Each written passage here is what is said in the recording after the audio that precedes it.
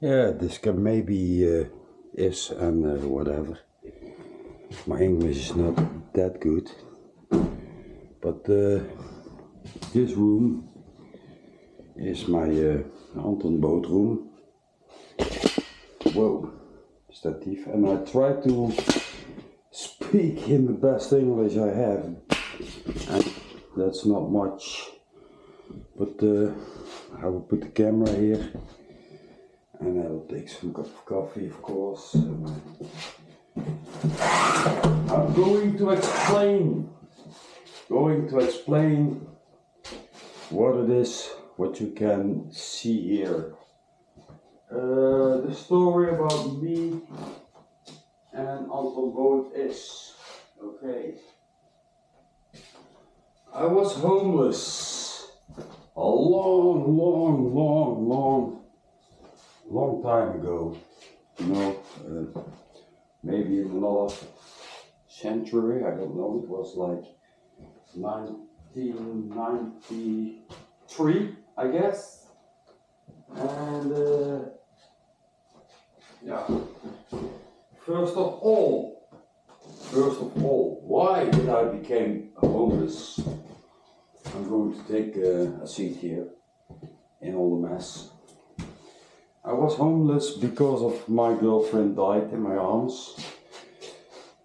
She died on anorexia nervosa, and I simply could not deal with it. So I started to drink, and to get addicted to drinks, became homeless, lost my job, lost my friends, lost everything I had, became homeless, became a burden to myself, and then somewhere on the line, when I was homeless, I met this Turkish girlfriend, and she was a businesswoman, business wife with a lot of own companies and stuff, and she rented for me some room, and because it was difficult to get rooms in Eindhoven, and still is, 2025 now, it still is difficult to get a room in Eindhoven, so she rented a room somewhere in where a lot of, a squat, how do you call it? A lot of artists lived there, and I didn't even know that I was an artist, but it was obvious, you know, the only thing I did when I was very young, when I was a child, I had no friends because of my red hair, so I was bullied a lot. Oh, now I'm going to sound like Trump. It's not my intention because I hate the guy. Yes, Americans, I hate Trump. But okay. So she rented for me a room in an artist squat. And there I met this guy, Anton Bood. He had a room right over me. You know, there was only one, yeah. So I met him and we talked a lot, and we became friends in the art because I rediscovered my art, because I was starting to make art from garbages from all the other artists who lived there. And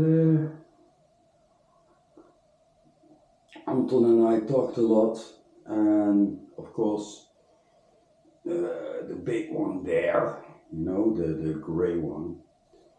Anton worked when he lived. He worked on perspex glass, you know, this plastic glass, and he worked from front to back, otherwise around, you know. He threw paint at the plastic, then he scratches with his needle because he uses heroin. Then he scratches with the needle in the plastic, and then other paint, and then so on, so on, so on. So we talked a lot, and we drank a lot. I drank. He did his drugs, and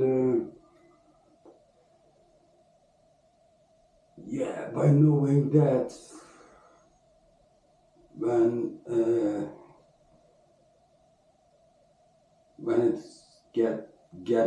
it was getting better with me, Anton stayed the same. He stayed addicted, and I moved out to get a house, a normal house, girlfriend, and a Turkish woman. My life was better. Then, at the end of the relationship with the Turkish wife,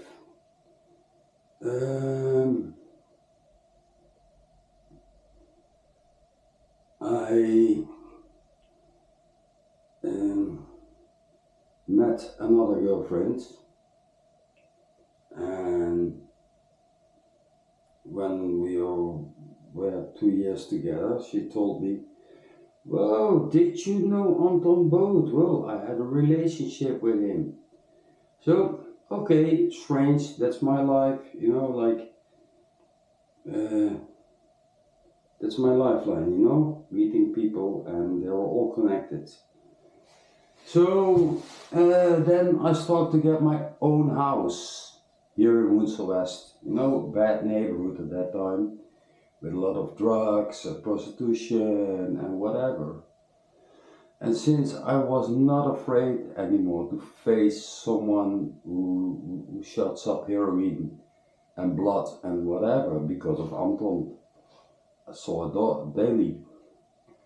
I started to and tried to help those girls by giving them shelter. I did so much, giving shelter, and that's how the Leefmuseum was born.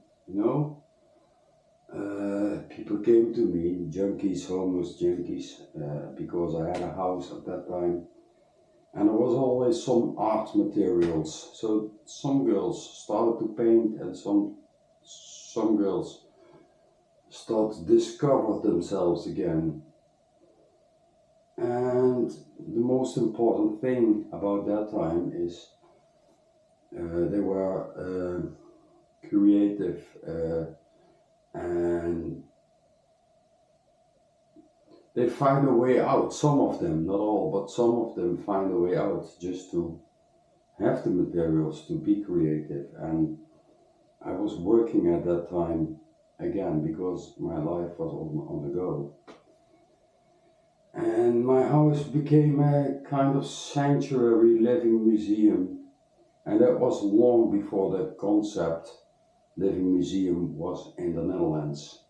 So it's all up to Anton Bood, because I had the contact with my own homelessness and the people I met in that time. So the Leefmuseum was born. Strangely, after that, a lot of strange things happened. Again, I hate it when I sound like Trump, but that's only because my English is not so good. A friend of Anton, because I had no paintings of Anton myself, just memories, and memories are sometimes better than paintings. But some guy gave me the painting over there in the grey with the big penis, and said, "Well, you were a friend of Anton, and I know him," and blah, blah, blah, blah. So that one I got for free. Then another friend of me, who also had known Anton, he said, "Well, I have this painting, and you have also almost the same. Can we ruilen?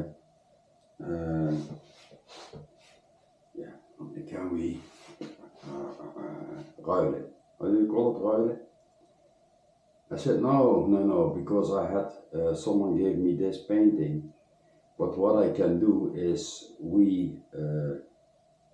sharing, no, not sharing. I give you my painting, but it's still mine, and you give me your painting, and it's also mine. He said, well, that's good. So now I have this painting here, and the other one, it's also mine, but it's not here. So I have two paintings now. I have two paintings of Anton. Then, a few years ago, somebody contacted me on the internet, I guess it was by Facebook. He said, I have something for you. Well, that's that painting, and it's on a canvas, and a friend of Anton made it, and in the corner you see Anton, and above you see the girl who made it as an angel with a brush in her hand, watching over Anton. Now he's dead, of course. I was very happy with that. Yeah, so 3 paintings of Anton came to me.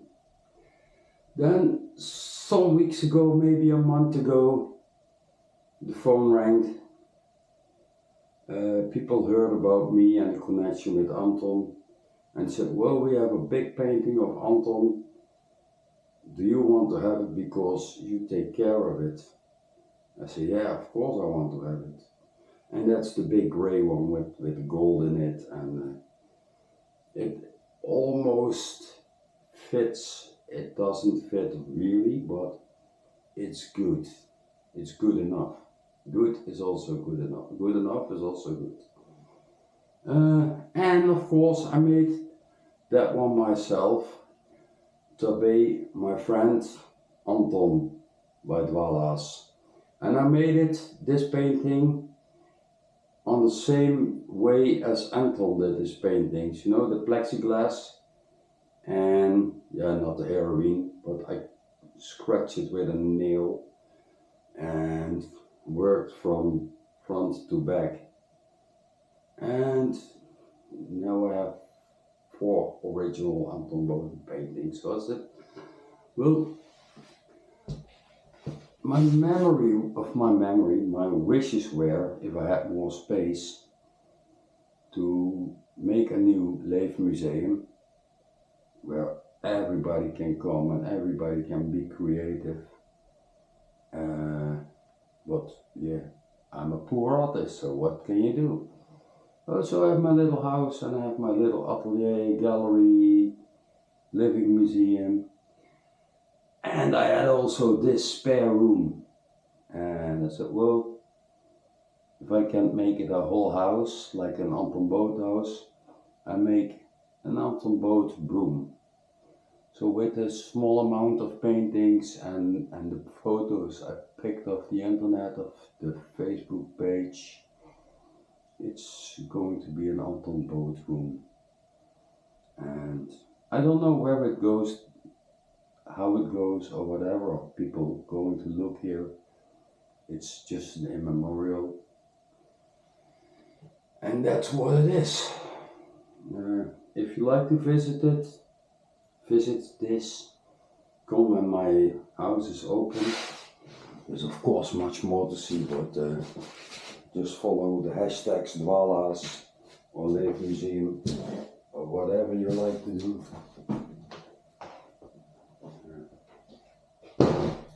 And upstairs you will find this Anton Bood room. That's the short story of this room. Oh, and of course there's also the Vincent van Gogh room. That's here. That's here.